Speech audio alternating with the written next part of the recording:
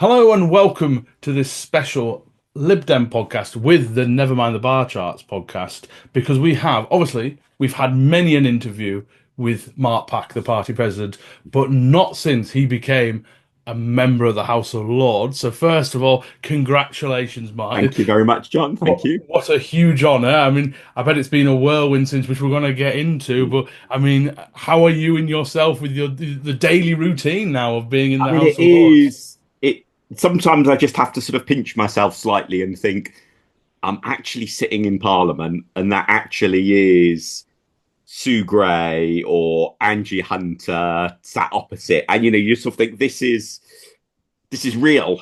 uh, Although obviously it's not quite normal in the sense that if I then turn to my right and have a look at the end of the chamber, there is the most blingiest of bling royal thrones that you can imagine. Listeners may well have be familiar with the throne in the Lords a little bit because that's the throne that the king now and for many years the queen sits on giving the king or queen speech. But I think the footage you normally see on the news of that doesn't really reflect just how bright gold and how absolutely enormous the throne is.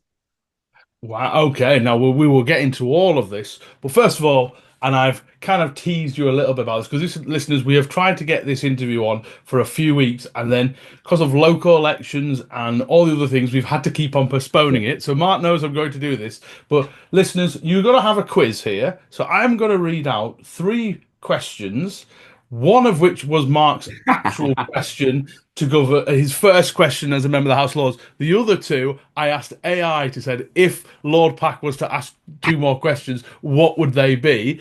And then you have to decide A, B, or C, which was the real one. And then this is where all the conspiracy people come in. They're all fake. No one would ask those questions.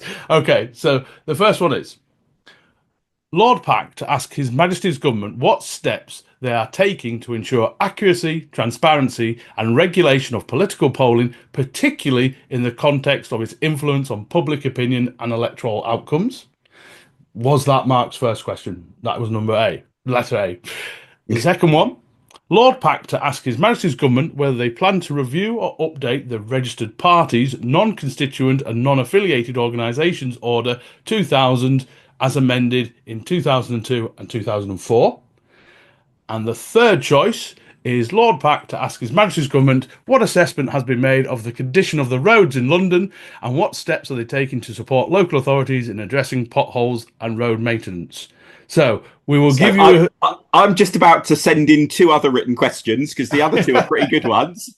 Yeah. So A, B, or C, good listeners, which one of those was actually, and we'll do the answer later on in the podcast. But no, but my, I mean, it's a tremendous. I was so pleased for you. That's But I very suppose kind of the you, John. question is, I mean, for someone, not many of us get this Mm. opportunity. So what happens? Are you invited into the Lords, or how does the process actually work? Well, I get the process is I get a phone call from Ed's office saying that Ed wants to speak to me, which can mean that he wants to vent about something he might be unhappy with that the party's done. So it's a bit of a mixed blessing hearing that the leader wants to fix a time to talk to you on the phone. But in this occasion, it was the one absolutely wonderful news that he was checking if I would say yes if he put my name forward. And then there is various sort of paperwork and so on to fill out. The paperwork's actually quite interesting because Hmm. you don't have to fill out a form sort of saying this is why you would be good at the job. It's not like a job application, but you do have to give lots of detail about, and you can tell what there have therefore been controversies and scandals over. You've got to give lots of detail about what money you've given to political parties and all your social media handles. So it's basically, have you given lots of money to a party? Have you tweeted something racist? Those are the two things that then the sort of vetting process is particularly interested in. And actually, the money one was obviously hard to do because I mean, You've how been much paying have I subs. actually spent on Yeah. raffle tickets over the years? So there Wow. was a bit of back and forth to work out what's the right phraseology to say. And in addition, an unknown amount of raffle tickets, but not valued at more than a safe estimate. Now, one of the things that I hate about applying for jobs is the size of the form. Now, was this form absolutely gigantic, or was it relatively harmless, other It than was those it was bits and pieces? relatively harmless, relatively Okay, harmless. good, good. But yeah, so if you're wondering though, people and dear listeners, if you do get a text off Ed Davey saying we need to talk, the chances are you are in trouble and you're not going into the House of Lords. Just be wary of that and make yourself ready. But Mark, I mean, you've obviously been involved with the Lib Dems for 25 years now plus, and this must have been 35 plus. 35. Okay, but I say I've got it as 2020 that you started working from the IT to kind of department administrator. But Yeah, no, years and years before that. So I joined the party in my second year at university. There's a slight dispute between my memory and the party's membership records as to which year I joined. But ironically, the person who recruited me to the party then subsequently left and joined the Tories. But I hope he left a reasonable legacy behind. well, maybe you are his legacy. That was, but obviously now you've gone into Parliament. Obviously, we'll talk about a little bit about how, because I'm sure listeners and viewers will be interested in how that process actually works in terms of getting ready, getting in there, etc., and all that kind of um, the nuance of doing that. But actually, I mean, one of the key things, like you obviously said yes because you want to do something. Most of us Lib Dems want to get elected on whatever is, whether it's the parish, right the way up to the House of Lords, because we want to do some good. So, what is your driving goal for you now that you are a member of the House of Lords? Well, I think it's partly sort of working out as I go along in terms of understanding what you sort of can and can't do, in the Lords. But I think one thing that has sort of hit me very clearly is just how mediocre a lot of the legislation that comes through Parliament is.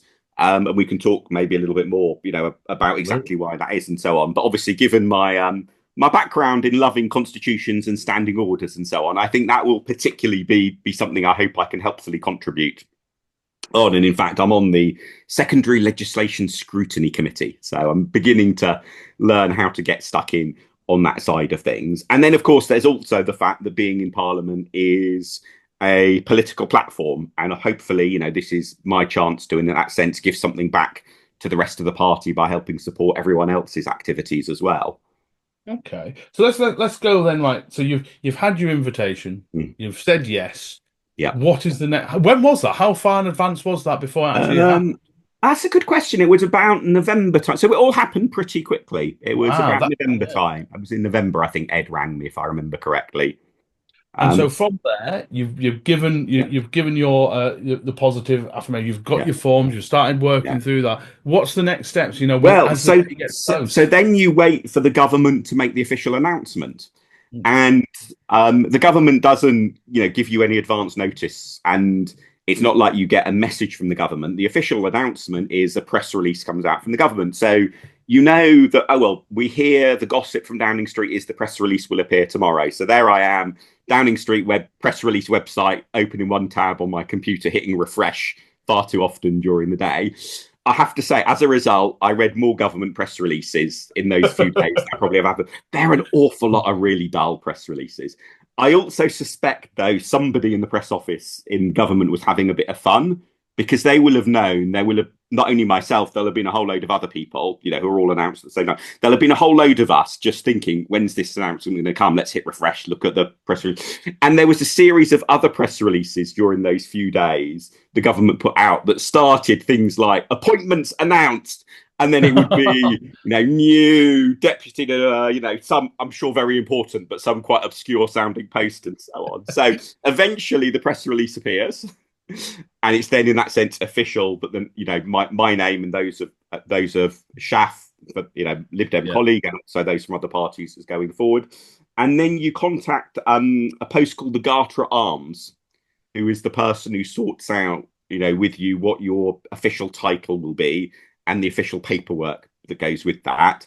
And Yeah. then there's a series of follow-ups with the authorities in Parliament to arrange, what's the date you'll be introduced, and actually quite an extensive induction program. Quite impressed with Yeah. There was one vital detail that they'd left out from the induction program, which is about how to cast your vote. But other than that, because that, as I understand it, that has changed relatively recently. There are touch machines that you now use in the voting lobbies, and you have to Yeah. get your card registered to be able to vote. And so, but thankfully, I discovered that before my first vote. But yeah, and then as I said, quite an impressive induction program actually, and then yeah, get to dress up in a robe for a day and get introduced, which is great fun. So I can imagine it's quite anyone who starts any new job. It's quite nervous. You're quite sometimes overawed by everything you've got to take in, and you're going in. I mean, even though you have been in the middle of Westminster politics for quite a long time, that what did it feel like actually doing? Did they have a buddy system within the Lib Dem? So right, like whether it's Dick Newby or any of the other lords that we've got, it's like you're looking after Mark if he has any issues. Was there anything like that? Yeah, and I mean, I guess the moment it really struck me was in one of those induction sessions where there was, Shafak and myself and various others, but including, Therese Coffey, former Deputy Prime Minister on one side, Sue Gray, the famous, infamous Sue Gray, Wendy Alexander, former Scottish leader in Scotland, and just think, oh, I'm here as it were as an equal of that. That's quite oh crikey, this is real.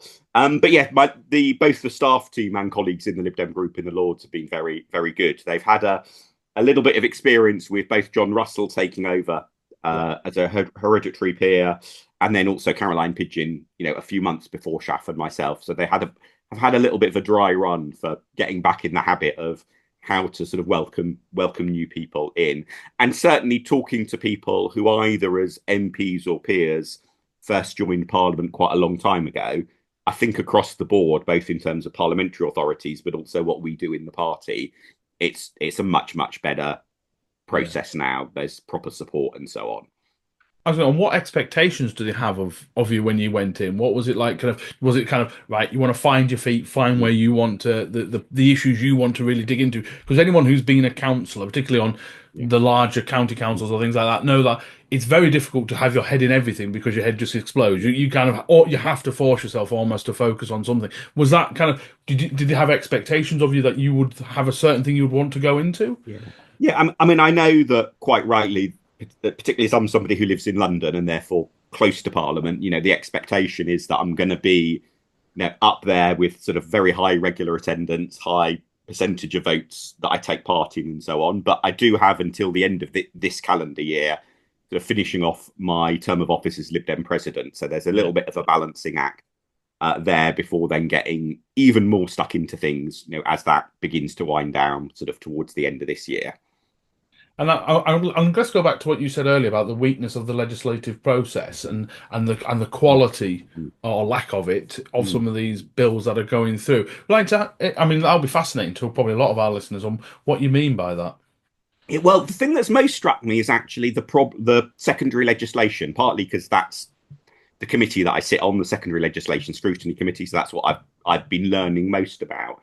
But I think most people, well, maybe yourself as well, John, if you know anything about statutory instruments, you'll know that there's generally a bit of griping about just how many SIs there are and how rarely they get voted on, and that there's all of this sort of flow of legislation that doesn't get very much scrutiny either in the House of Commons or the House of Lords. But one thing I've sort of learned quite quickly is, in a way, although that description is right, it actually misses the real issue, which is that any long, detailed document, if you're debating it in the full chamber, just like if you're debating it in a full council meeting, that's never the place to scrutinise the details. The question of how well the SI is scrutinised, or SIs are scrutinised, is all to do with how well do the committees do their job.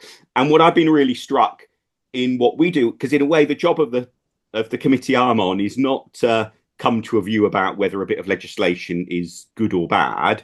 It's rather to come to a view, is there anything controversial about this? And is there anything that when the Lords is discussing it, the people will want to know about it? So it's what we essentially do is we partly decide what of the two different processes the SI will follow. Does it follow one that gets lots of attention and a vote, or is it one where it gets more nodded through? And secondly, do we publish an information paragraph often more than one paragraph actually, but it's still called a paragraph, Yeah. which highlights particular issues. So in a way, our job is to sort of almost like mark it up to say, hey, this thing's really controversial, guys. You might want to really pay attention to this one when it comes through. And Yeah. and the quality of things like the explanatory memorandums that the government is meant to write with each SI is just so hit and miss, even though they start with a paragraph about how the following minister has signed this off as being, and you sort of think, I'm not sure, Minister, you have actually really read this in any Yeah. detail. You probably flicked through it very, very quickly at the end of, to be fair, after a very long day's work and a very thick red book. And it's just, so let me give you one little example. There was a piece of legislation that made reference to how contracts could be signed with an electronic signature. And I just asked the question, well, why is this statutory instrument got a definition of an electronic signature in it? Surely that's something that's just defined once somewhere in the sort of legal legislative system, and you just refer to the standard definition. So the answer I got back was, well, we've worded it this way with the definition because that's how we did the previous bit of legislation like that. And then I asked, well, okay, well, why was the previous bit of legislation done like that? The answer is, well, actually, we can't remember.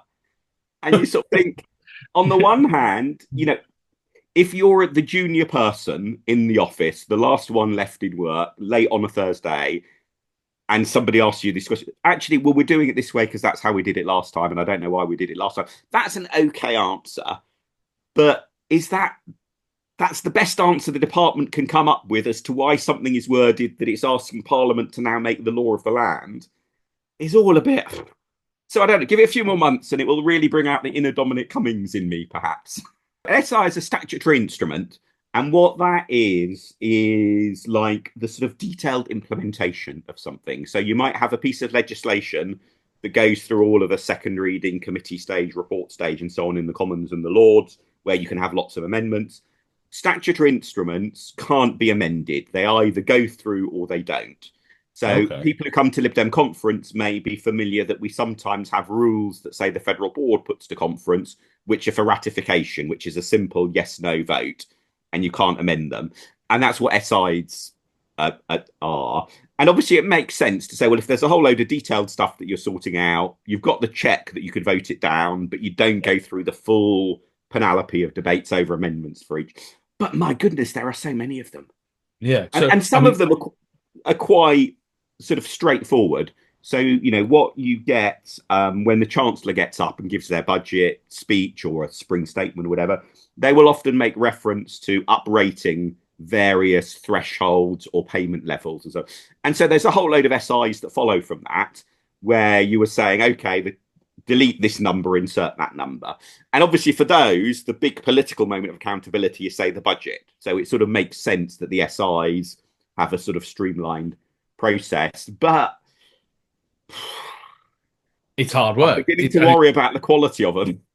Yeah, and I suppose though it's really interesting because as someone who because I chair a scrutiny committee on thing, and obviously in a far lesser degree, but part of the thing I always challenge officers and cabinet members is, okay, if that has been done like that for so long, justify it. And I suppose absolutely, and the point you're making is, how do we get to a point where have things always been like this? Have some of your senior guys, oh yes, it's always just been that pain. It's kind of an accepted wisdom. That's how it happens. Or do you think it's getting worse as things are going on? Maybe there's more pressures on ministers to actually do other things rather than just the actual getting the legislation completely nailed on.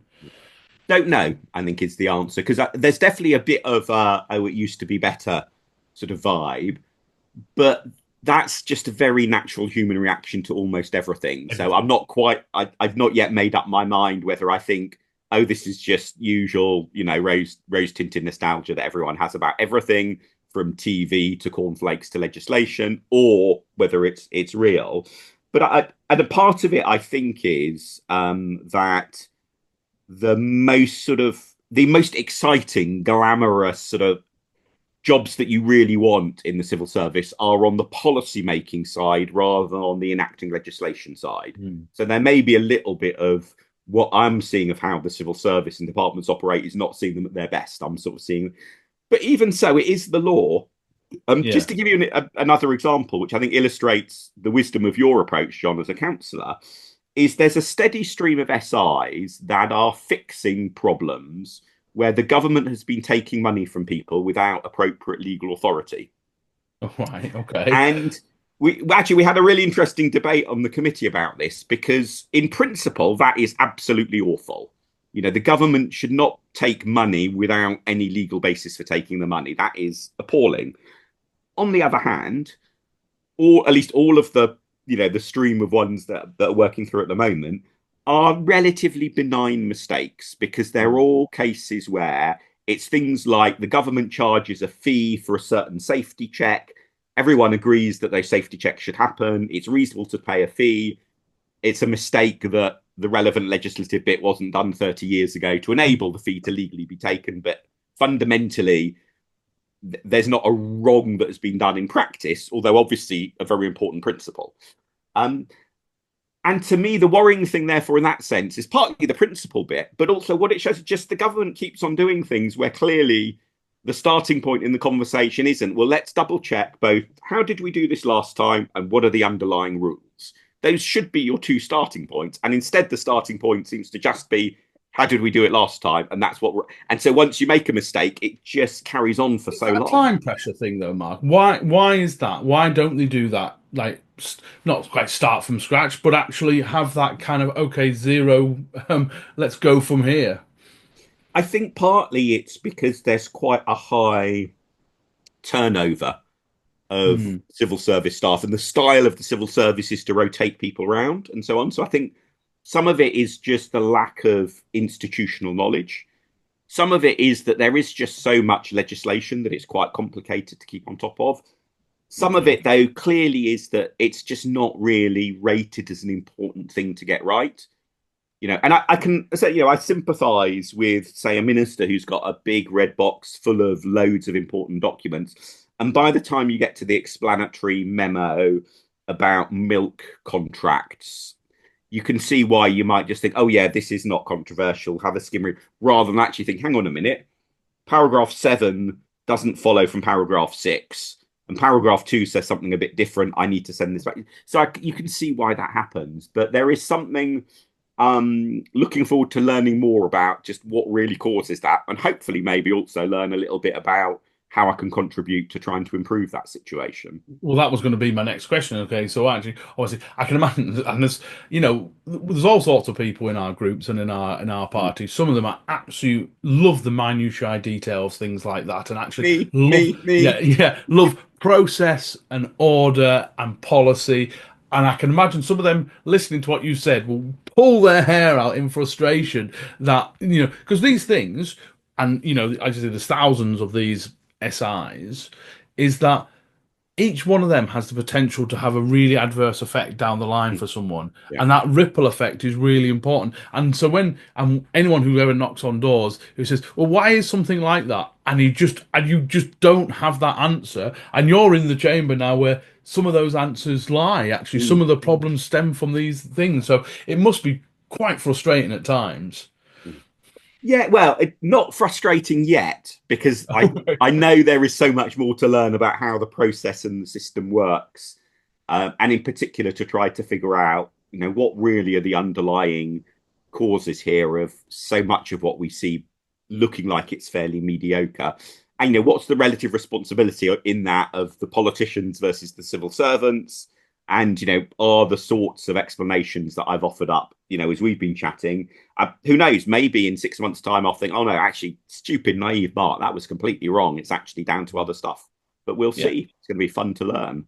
And I suppose, speaking of learning, so what actually is your average week? When you're thinking, when you're looking at your diary, you've got your smartphone, you're thinking, okay, what have I got on this week? What does it typically look Yeah. like for you? So the House of Lords basically sits in the same weeks that the Commons sit. Not quite identical, but it's pretty much very similar. And generally, it's Monday to Thursday, and one Friday in 4 is sitting. Yeah, But the votes are almost all on Monday to Wednesday. So you've got sort of Monday to Wednesday, and then Thursday and Friday are a bit quieter on the. Even if Parliament is, if the Lords is sitting on the Friday, both the Thursday and Friday, very unlikely there'll be any votes. Which is interesting in itself that in a way, it's quite a modern workplace, which you might be surprised to hear me describe the Lords as modern in some way. And I don't think it's particularly for modern reasons. I think it's to do with things like, oh, there has to be time for the peers to return from the south of France to vote. But what it means is you actually know quite a long way in advance when the votes are likely to be. Yeah. And also, for many of the debates, you have a speakers list that's agreed and published in advance. So it's not like you have in the Commons all of this bobbing up and down, hoping you'll be called. You know, you either will or won't get called. So, in many ways, it's actually quite sort of well planned and that you can plan ahead. But yeah, basically, Monday to Wednesday is the sort of more intense bit where there are lots of votes. Yeah, tend to be the votes. Thursday, Friday, a little bit quieter. And I mean, it seems like every day the start time is slightly different, but basically Monday, Tuesday, Wednesday, it's sort of afternoon into evening. Thursday and Friday, it's sort of morning and afternoon. Okay, that's interesting. And I suppose the other thing, and most people will be viewing this conversation from the prism of knowing what MPs do, you know. So, and how do you, I mean, obviously you don't have a constituency, so to speak, but do you think of like in terms of offices, outreach to people, if someone comes to you, or if just say you become the expert in a certain subject and people naturally then reach out to the expertise of Yeah. Baron Pack, how do you then go about working through all that, because it could be quite, you know, quite intensive in terms of it, in terms of the amount of time and labor that you have to do on it. So how do you balance that out? Or how does that work? Well, I think the most important, or one of the most important aspects of how the Lords works in practice is how little casework there is.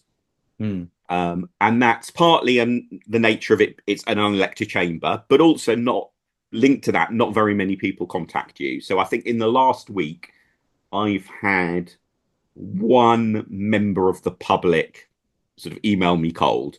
Any MP or any MP's caseworker listening to this, or indeed any councillor, probably will be unbelievably envious of you. Look, you had one bit of correspondence. And to annoy you all even more, it was from somebody who's actually a US citizen. So anyway, and living in New York. So anyway, you know, and in a way that's a double-edged thing, because if you don't want to do your job well, just, you know, if you just want to take the mickey, it's bad that there isn't that pressure there. The flip side is the absence of that volume of correspondence gives the time and space to, if you want to, get properly stuck into things like scrutiny of legislation and so on. And so I think part of the explanation around the SIs and the explanatory memos and all of that is I just have more time to sit down and read them all each week than sort of colleagues in the Commons going through a similar process, Yeah. have, because they will, in the time that I'm reading them, they will have probably had maybe literally 100 emails from constituents land in their inbox, you know, and so I'm not sure. I am absolutely sure I will not change my belief in an elected House of Lords is the right thing. What I'm not sure about is quite whether our vision of an elected Lords really factors in enough the right lesson to draw from that, because there is a real advantage in not having that volume of casework. Yeah. But you do need some form of accountability, you know, in its stead, because the problem is if I decide to, you know, not spend several hours reading the paperwork, what can anyone do? And that's just wrong. You know, that's definitely not how a democracy should work. And I remember, I think it was a newsagent's podcast, and Lewis Goodall was making the point about that it was actually basing off Amanda Iannucci's brilliant In the Loop film, where the principal character there was basically having to deal, was at a UN assembly meeting in the morning, and then in the afternoon there was a constituent talking about a wall that was about to fall over. And in some way, when I first watched that was all about, you know, well, that isn't that going to ground our MPs and our parliamentarians in those local issues. But I also, and then I think, like I said, I think it was Lewis Goodall who was saying, actually, do we want our elected representatives to do that? Is that important for that elected representative to be in the weeds of every little local issue when actually they have wider scrutiny concerns to do it? And I found that, and maybe that's where the Lords needs to be. And it is a scrutinising chamber, Yeah. we know that. But it is strange how do we need to free up more time for our MPs to be able to do deeper thinking? Yeah, I mean, Michael Crick makes this point as well often, where he's quite disparaging about, as he puts it, MPs being councillors rather than future ministers. Yeah. Um, but I do think there is something that both he and Lewis Goodall undervalue, that there is something really important about having direct experience from the coalface, grassroots, frontline, whatever your preferred analogy is, of how things are actually working. And I do think there is something very valuable in rooting your grand policy debates in the reality of what people are experiencing on the ground. So I'm less won over by their, even after my experience of thinking like, well, I've just spent a couple of hours reading my paperwork for this and think about how many bits of casework an MP would have got and would they have found the time, therefore, to be able to do quite the same. Nonetheless, I think there is real value in getting that direct feedback. And I think from everyone else's point of view, from a campaigner's point of view, this is exactly the same reason why I think canvassing is so important. If you think of it in the Exactly. grand scheme, you could probably get, British social attitude surveys and all the rest on what people think of what. But actually, there's nothing quite like getting the nuance and individual thing of actually canvassing and actually getting that direct feedback. And I've always been of the opinion that a more campaigning councillor tends to be a lot better counsel because they are really Exactly. in the weeds of these Exactly. results. Yeah. And just to give you, a silly little example, but also I think quite a serious one, because potholes have been in the news this week, and the government, put basically wanting councils to count up how many potholes they repair and putting the pressure on and so on. And at one level, I think we all, Lib Dems especially, would agree the overall state of the roads is bad. The government giving this some attention is a good thing. But if, like you and me, John, you're a pothole reporting aficionado, you immediately think, well, first off, there's a real temptation now to fiddle the figures, because in urban areas, you often get a sort of essentially a set of rolling potholes along the Yeah. stretch of road, which is all in Right. back. So what counts as a pothole? Well, I think we'll start finding that thing that might have been counted as one pothole last month is going to count as six potholes in the future. Yeah. But also, and I'm sure you will have, a road that comes to mind in your ward that fits, this example as well. For me, I think Stroud Green Road, the road that keeps on having patch pothole repairs when what it really needs is just a thorough resurfacing. Yeah. But if you're now got the pressure on to up your number of pothole repairs, that is giving an immediate incentive to short-termism. And so I think there is value in MPs directly understanding that sort of issue to be able to much better inform the policy debate around how do we get our roads into a better state.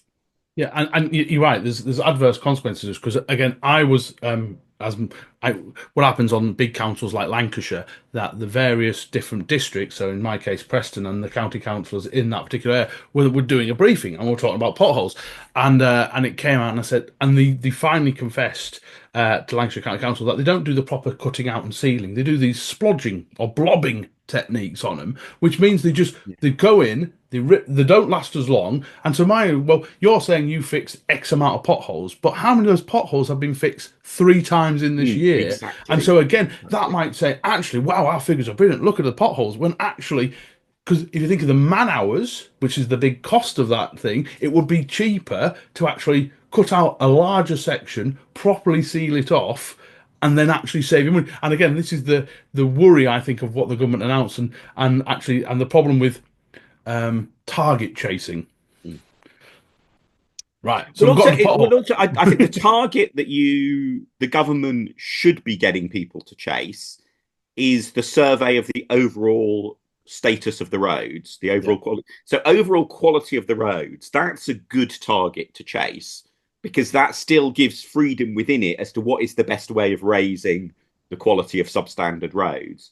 And there is a bit of that, to be fair, in the government's announcement from a few days ago. But I think all of this, yeah. I mean, obviously, people who are a few steps removed from the sorts of politics that you and I very much like, John, might think, who are these weirdos who stop when they're walking past the pothole and think, oh, look, that one hasn't been sealed off. That's not. And you're right. We could talk till the cows come home about different types of pothole repairs. But you do need a bit of that knowledge to be able to properly hold the big, serious ministerial policy announcements to account. And that's what I think, where Michael Crick and Lewis Goodall do get it a bit wrong. And I suppose let's take it back. So again, so if like a bill comes through, and I'm going to choose a deliberately quite a controversial one that people Yeah. know, and so let's think about something like the assisted dying bill, Mm, which is highly controversial. yes. It is going to be scrutinised intensely Mm, at all stages. So I think most people will be aware that a bill starts off in the mm, Commons. You'll have various readings, of which you'll correct me here. The assisted dying bills had its second reading, which was mm. the one that got all the various press Yeah. attention when it happened.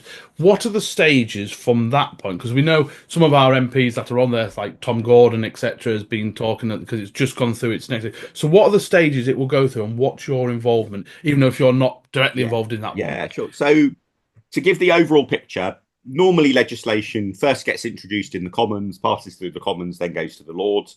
Sometimes it comes to the Lords first and then does the Commons. But in both houses, you have a first reading, which is introduced, which is sort of fairly formulaic. Then you have the second reading stage, which is normally the big debate on principle. And that's where, on things like Kim Leadbeater's private members bill on assisted dying, you have one of the crunch votes. Is it then going to go ahead? Does it proceed from second reading? You then have the committee stage, which is where amendments get dealt with. Then you have the report back stage. And so the committee stage normally is not all the MPs or all of the peer, it's a subset, although it can be a committee of the whole House in some cases. So sometimes it is everyone. And then you have a report back stage after the committee stage, which actually in the Lords quite often seems to involve more amendments as well. But it's sort of meant to be that we've had the committee, now we hear back from the committee, decide what to do on it. And then there's a final third reading, which is another final opportunity to make some tweaks. So it is quite elongated process. I think Is it too long? what is unusual about the process in the Lords is you have almost no votes on amendments. So the point of an amendment, if you're, say an opposition party or indeed a backbencher who wants to change something the government's doing, is in the Lords at least, you're putting the amendment forward to try to persuade the government that this is a good point that they should take up, but you then withdraw the amendment, before you would have a vote on it. And so you might have 100 plus amendments on a piece of legislation, but maybe only 4 or 5 actually get pushed to a vote. And so that the process there, I think, on non-partisan issues can work quite well, because what you're basically doing is you get a chance to make a speech with the minister listening, the civil servants listening. The minister's going to be paying attention because they've got to respond to you. So you've got a chance to try to persuade them of actually, the definition of potholes in this bit of legislation isn't the right one. You should reword it some other way. So on paper, I think it's a process that can work quite well.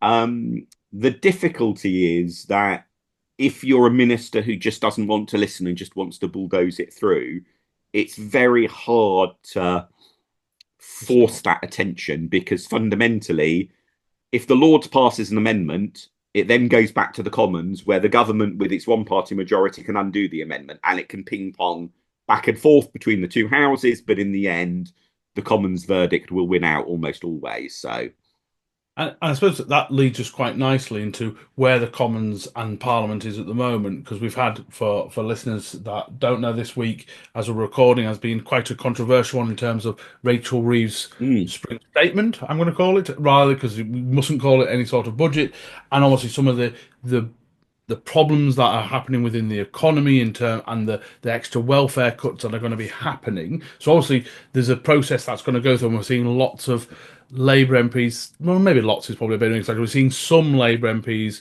starting to say, "I was no way I will vote for this." Particularly, we've seen one in Liverpool, Chris Webb in Blackpool yeah. is one that I've already come out quite strongly and said, "Look, I cannot vote for this." So how is Parliament feeling at the moment? Because it's a very strange one, and we can talk about.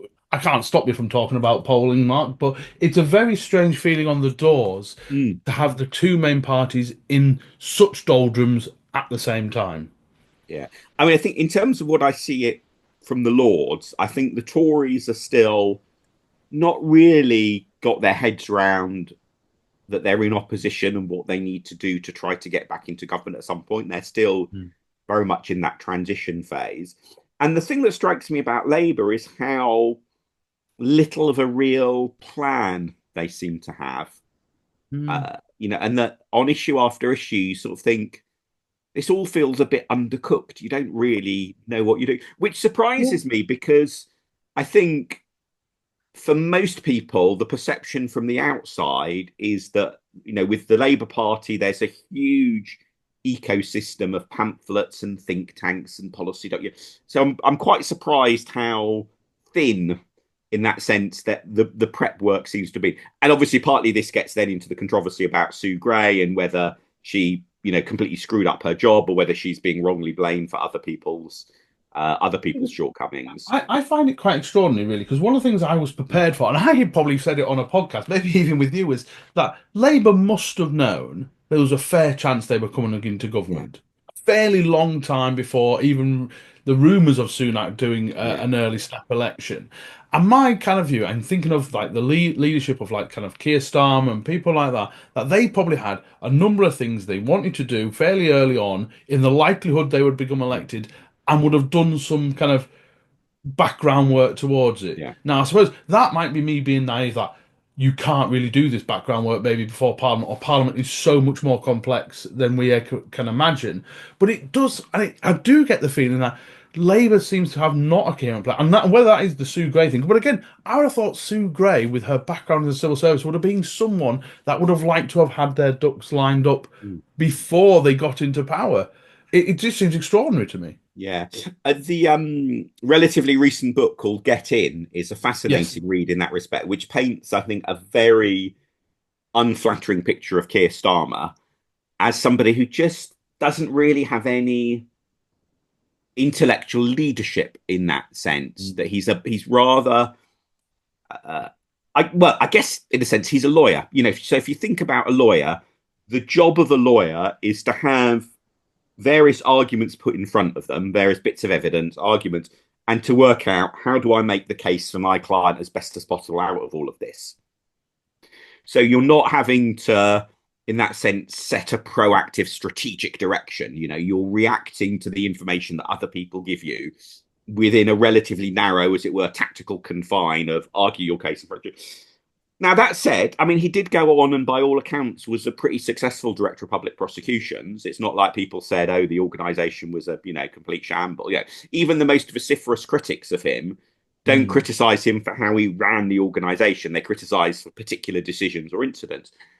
And so it does puzzle me, but it just feels Yeah. like there's a real. And just let me give you a simple example. We had a oral question in the House of Lords earlier this week about the government hasn't yet put forward the relevant bit of legislation to implement a provision that restricts basically the ability of foreign money to buy British newspapers. And there's a genuine debate to be had about where do you want to draw the line, because actually the media industry in general is actually very short of money. So simply blocking a whole load of sources of money could end up being damaging for the state of journalism in Britain. On the other hand, obvious worries about foreign money Yeah. buying and influencing our media. And so I get that it's not a straightforward decision necessarily as to how to word the implementation bit, but you sort of think, okay, are we going to allow the Saudis to buy the Daily Telegraph? Feels like a fairly fundamental bit of political management and strategy that you would have thought this is when you're thinking what was it going to be like in government, how are we going to handle the media, etc., that you would have got to working out. And instead the poor minister just had to keep on saying, well, I've gone back and asked the department, and the department has said I can once again promise that it will be shortly, even though several months ago they were saying it was short. Now you sort of think, has anyone got a grip here? And there are Yeah. certainly some individual ministers who are very impressive. And you sort of feel they do have a grip on the detail of what they're dealing with, absolutely. But overall, it seems surprisingly aimless. Yeah, and like I say, all his background just it gets that even more surprising, and it is a very strange place, and British politics in a strange place, and we can't have a chat with you, Mark, without talking about some of the polling at the Mm, moment, and I think the one that really struck most of us, and I remember at ALDC Towers, we were all on our WhatsApp that the poll I think it was by YouGov this mm, week that had all four of the top parties all within 7 points of mm, each other.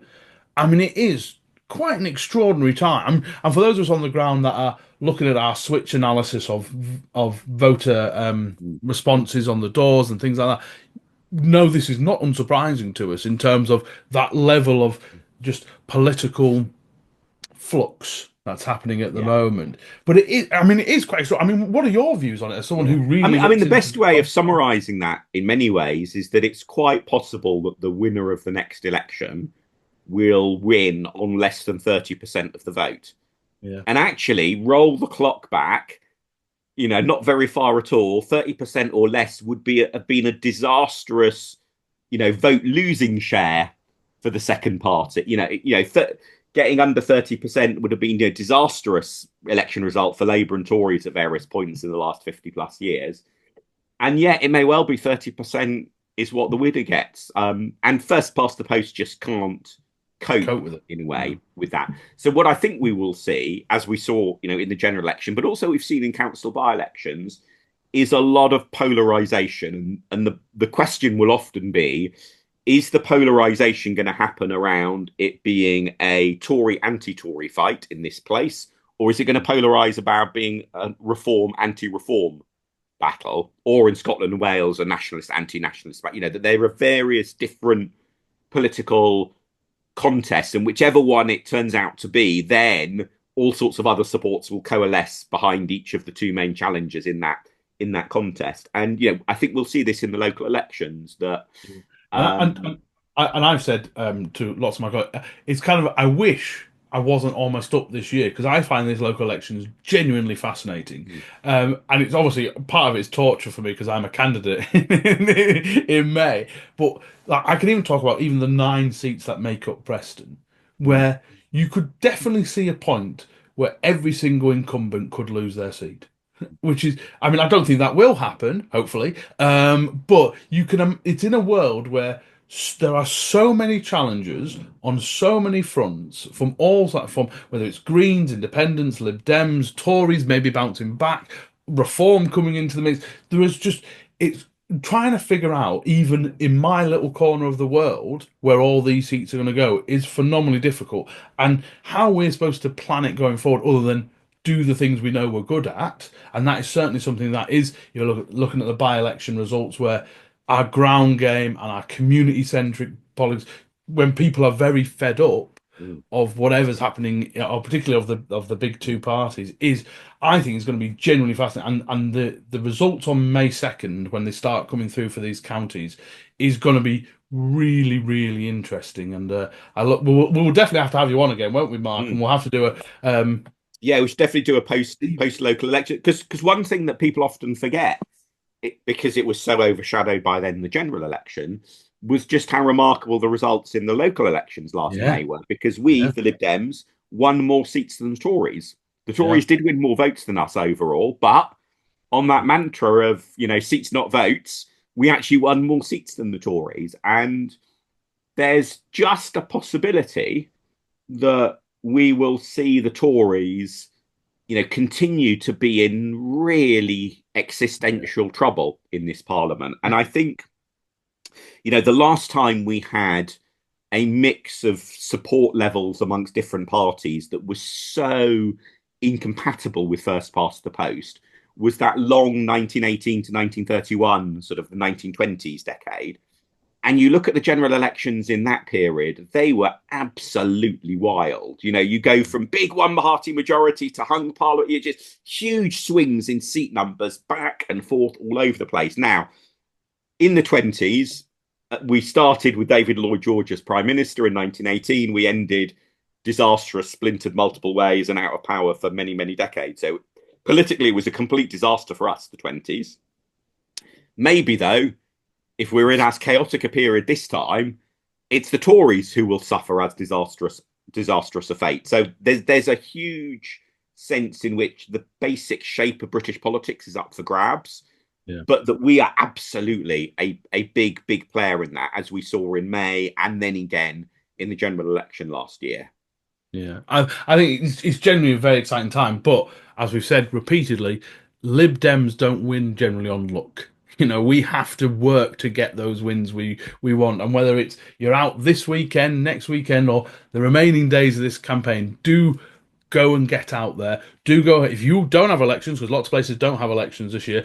Go and help your nearest seats. Go and try. You have no idea, for someone like in a relatively small team like I have here in Preston, having a team of 4 or 5 people turn up is so uplifting and can clear a whole section. And suddenly, if you're not having to think when I'm going to deliver that section, I can actually go and do some extra canvassing. It is genuinely perfect for us campaigns when you, because at the moment I'm basing what days I'm in the office on what the weather forecast is doing. That's the kind of level that we try and get to. So honestly, do go help people. Absolutely. It is really and just to add to that, one of the silver linings, there are lots of things that are wrong about first past the post. There are lots of things that are bad for democracy about the level of turnout that we typically have in local elections.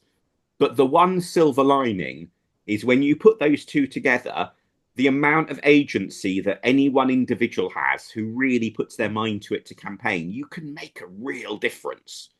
To even as just one individual, without any billions in your bank account, just as one individual with a couple of pairs of shoes, you can make a huge difference to the election result in a ward or across a council. And there in that sense, I think, something wonderfully invigorating about the democratic power that you have if you decide to really get stuck in as an activist. And for all the many problems our democracy absolutely faces, when we look at Ukraine, when we look at the US, we should be really grateful for the fact that, or Turkey at the moment, indeed, and many other countries one could add as well, we should be really grateful for the political freedom and power that as individuals we have.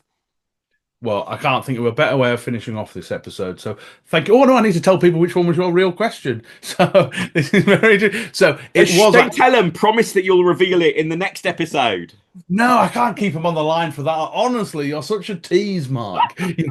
No. So the answer to the question was, we could ask. I'll ask Mark exactly what. So he did ask the question, which was question B, which was ask His Majesty's Government whether they plan to review or update registered parties, and it does actually mention SI 2000/3183, and I didn't read that out because I thought, I didn't know what that meant, to be absolutely perfectly honest. So why did you ask that question, Mark? Very briefly. So it is an SI that hasn't been updated for 20 odd years, and it lists a set of organisations, not all of which seem to still exist. So I am slightly disappointed that the government, having this bit of legislation that is out of date, that looks like it's out of date, has got no plan to update it. But that ties in neatly with what we were talking about earlier about just the quality of legislation is all a bit ugh. Well, that is genuinely fascinating. Thank you so much for taking time, Mark, and having a chat about your week. And obviously, thank you, John, because you listeners won't know, but we're recording this just after John has got a whole load of nomination papers in and safely accepted for the council elections, which is, you have definitely done more for liberal democracy today than I have getting those nomination papers sorted. And actually, what might be a nice issue, if you've got time, we can, once we have a full list of the amount of candidates, people coming, because we will have the statements of persons nominated coming out. I want to say Tuesday next week or whenever it is. Or it will be fascinating to see exactly how many parties have how many candidates and things, and what that is going forward. But there'll be a lot of election chat. I will be slowly greyer, more tanned and more tired as we go into this election period. But thank you so much, everyone, for watching and listening. Thank you, Mark, for taking time. It's always an absolute pleasure. And once again, on behalf of myself and the whole of the team, just many congratulations on a fantastic achievement for yourself. And we will have more episodes coming up, so do make sure you follow Mark and the Never Mind the Barcharts podcast. Make sure. Oh yeah, that's a good point. I take it the Barcharts podcast is going to continue, Mark. Indeed, it will certainly till the end of the year. I think at the end of the year, when I stop being president, I need to take a bit of a stock take of, right, what am I going to keep going? What am I going to need to drop to free up some time. But certainly I'm to leave hearing it, horizontal expansion there for the Lib Dem podcast potentially. But no, well, lovely. Thank you so much, everyone, for listening and watching, and do subscribe to us and wherever you get your podcasts, or on YouTube if you're watching us on there as well. So thank you very much, and we'll be back with more episodes very soon.